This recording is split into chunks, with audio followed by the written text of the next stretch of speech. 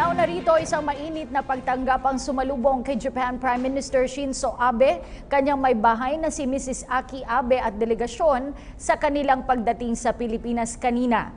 Sa kanyang pahayag, binigyan diin ng leader ng Japan ang patuloy na suporta sa Pilipinas tungo sa kapayapaan at pag-unlad. Nagbabalik si Sweden Velado. Mainit na sinalubong sila Prime Minister Shinzo Abe at Madam Aki Abe sa kanilang pagdating sa bansa nina Executive Secretary Salvador Medialdea, Foreign Affairs Secretary Perfecto Yasay at Ambassador Kazuhide Ishikawa. Mula NAIA Terminal 3, dumiretso ang punong ministro sa Palasyo ng Malacanang kung saan formal siyang tinanggap ni Pangulong Rodrigo Duterte sa pamamagitan ng isang welcome ceremony at 21 gun salute. Sinundan ito ng paglagda ni Prime Minister Shinzo Abe sa official guest book ng Palasyo.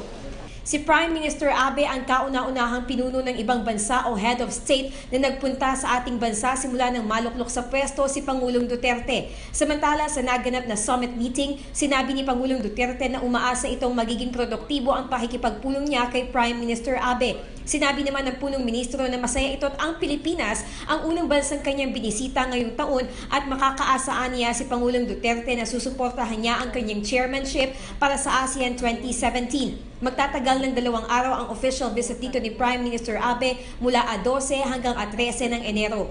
Kasama sa itinerary ni Prime Minister Abe ang magtungo sa tahanan ng Pangulo sa Davao, Biyernes ng umaga. Matatanda ang sinabi ni Presidential Spokesperson Ernesto Abella matapos ang pagbisita ng Pangulo sa Japan noong Oktubre na talagang nagkasundo at nagkapalagayan ng loob ang dalawang lider at mismong ang Prime Minister ang nagpahayag ng interes na bumisita sa bahay ni Pangulong Duterte.